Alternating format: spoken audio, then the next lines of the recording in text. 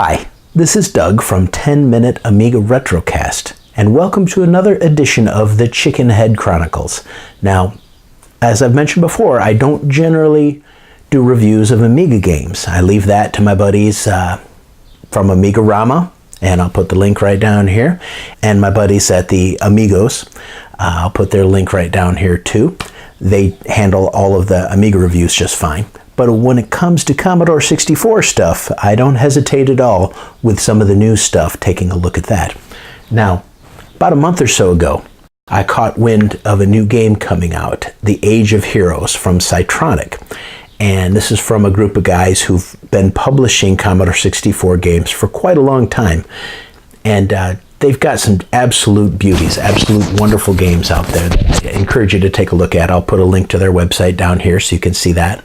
But today what I'd like to do is an unboxing video to show you the cool stuff that's inside the box. Now, you can order just the digital copy of this. It's just a couple of bucks and it's well worth it. It plays absolutely flawlessly on real Commodore 64 hardware. It plays absolutely flawlessly on my Commodore 128 in C64 mode, of course. And it also plays great on the new Commodore 64 Mini, or the C64 Mini. Absolute perfect. When you do the download copy, you get a program copy file of it so that you can just execute from any kind of device. You get an actual D.64 directory that you can use on your SD to IEC device or your Pi 1541, and you get a version that's designed to work perfectly on the C64 Mini, so you can't go wrong. And if you get the boxed version, you get instant access to the downloaded version, which is what I'd been using for a few weeks before this came in. Let's take a look at what's inside the box. So let's take a look at the box first. It's actually quite a lovely little thing. Really great graphics on there. The back of it: beyond the mountains to the east, over the frozen wastelands and ancient temples, rumors have spread of an evil rising from the dark lands. A wraith from times long past has found its way back to our world and is sending forth its legions of the damned to every corner of our world to end all life. As a descendant of the warriors of light, you must seek out and defeat this ancient threat and send it back to the dark world. With some great pictures on there too. Looks very nice. So let's open her up and see what we've got inside. There we go. Psytronik software, just a little piece of paper. Now, what do we have? Bubble wrap, yay! Look at this. We have an Age of Heroes pin. That's kind of cool. I'll be wearing that all the time. And a Psytronik software pin. That's kind of cool too. www.psytronik.net. 2 pins. Oh, now this is too cool. Here, let's open this up. We've got an Age of Heroes keychain with the lady on the back and the guy on the front. That is too cool. We've got some stickers. Get a good view of those there. A couple of them that are just Psytronik, a couple of Age of Heroes, and I adore my 64. Nice. Then a big sticker. Man, look at all this loot in here. Age of Heroes. Little piece of cardboard. Decorative, postcard size, which is kind of nice. Now we'll get to the manual in a second. Here's the good stuff. The 5 1/4 inch floppy. Commodore 64/128 disc. Just like they used to say back in the day. So that's pretty cool. Now, this, look at this. It is a CD, Age of Heroes CD with 12 tracks on it. And if you can see it, it's designed to look like an LP, like a record. So you can actually see the different tracks on there where it's trying to pretend like it's an LP with a bunch of different tracks. but it's just a black CD, kind of like the way they used to look for the old PlayStation, I think.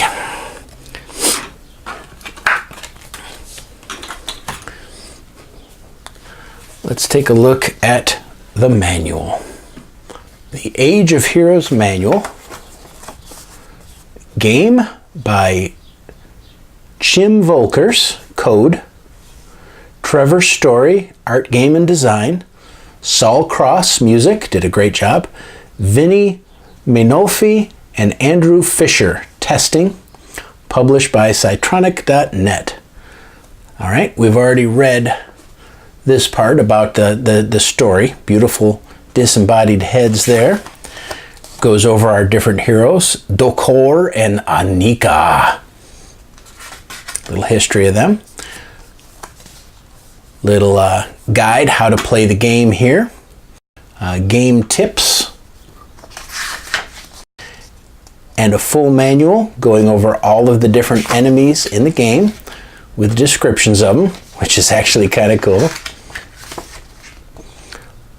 There are lots of different enemies in the game. There's the main bad guy and a reference to the map. So I would say all in all, for the money, that's a pretty good deal with all of the cool loot that we've got in the box. Definitely worth it.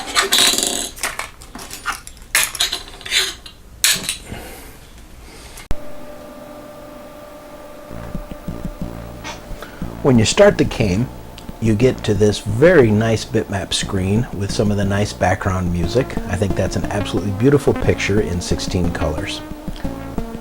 Now, the first thing you do when you start a new game is you can pick whether you want to be the male or the female hero. I chose the female in this run through.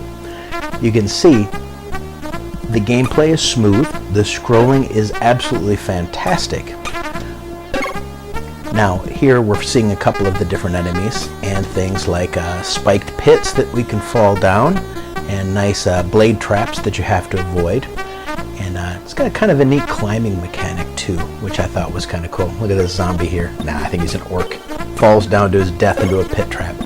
Now, those little gravestones that you see me grabbing there, those are your actual light powers. You collect 5 of those and you basically get a little bit of light magic. Works like a smart bomb in Defender where you just blow everything up on the screen by holding down the power button. I really don't find myself using it very often, but it's kind of useful every now and again. Now, all of the different characters, all of the different enemies have their own attack patterns, like the bats fall from the sky, the flying skulls have a nice little pattern they go back and forth with. The snakes go back and forth. Now, some of the creatures are a little smarter than others. Like you'll see the zombies occasionally will jump over pits, occasionally carry shields like we just saw there. Now, you also saw that once I hit about 1,000 points, I leveled up. And that is critically important because that is what increases your health. And one of the strategies that you want is to get your level as high as you can. Now, here's where you're going to face some really nasty enemies here, and you're going to meet the floating eyeballs of doom, which are incredibly annoying because their AI causes them to follow you all around the screen. So when you're doing something like that rope trap right there, they can really get you. Now, at the end of some levels, you're going to find a treasure chest. And in that treasure chest, you're going to find a crystal, which you're going to need to put on a plinth later on in the game in order to open up gates. So you have to finish up certain levels, like on the map here, you have to pick which level you go to get certain jewels to open up the next levels. Now, those flying demons you see there, they take 3 or 4 hits to kill with your sword. They can be really annoying, and by the time you start to get a couple of good hits on them, they've hit you a couple times and then they've flown off the screen. So early in the game like this, sometimes it's better just to avoid them. Now, at the end of this level, we're going to meet one of the little bosses, and I'm going to skip through the boss stage there so you can enjoy battling him yourself. I think there's 3 or 4 mini bosses before you get to the main boss. When you defeat a boss, he drops a weapon. Like now I've got a really cool mace, which is about double the damage. So you'll see as I go back and take a look at some of these other levels, enemies that used to require 2 hits now require just 1 hit. So now I can defeat a demon in 2 hits instead of 4. Makes it a lot easier. We're in a snow level right now, which is kind of cool. They have snow levels, fire levels, hell levels, all kinds of cool things. You can choose whichever level you want to go to. As long as it has a little white dot, you can jump directly to that level. But you have to get some of the jewels in order to progress further in the game. So you do have to go through most of the levels. There's some jumping porcupines and some kind of red cat thing. And a ghost. So you can see there's quite a variety to the monsters and the enemies in the game. So much that it really doesn't get boring. There's also a really cool audio demo that comes on the actual floppy, and it comes with the download too, where you can go through and see this really great parallax scrolling of a dragon running by, and you can change the music and listen to each individual song just like the ones come on the CD, just by pushing the joystick up or down. Really kind of a neat little extra feature. So as you can see, it's a pretty darn sweet game. I'm really impressed with what they did with the graphics. I'm really impressed with what they did with the sound, and it makes for a really nice C64 game. And it's just amazing that we can walk into a store, buy a C64 Mini, and buy new games for it. Literally just get on the internet, buy new games for our C64 Minis that also work on our authentic C64 and C128 hardware. I just think that's fantastic to be able to do that in the middle of 2019. And I don't see any signs of it slowing down. Some of the guys that worked on this game are also working on the new Run Demon Run, which looks absolutely fantastic. If you have not seen any of the YouTube videos and the videos of the Run Demon Run, look them up. I'll see if I can put a link down here if I can find some. It looks like it's going to be a gorgeous endless runner game. So go out, buy yourself a boxed copy of Age of Heroes. If you don't want to get a boxed copy, at least buy the downloaded copy, throw a couple bucks their way. It's well worth it. And I give this 4.5 chicken heads out of 5. Until next time, this is Doug from 10 Minute Amiga Retrocast, signing out.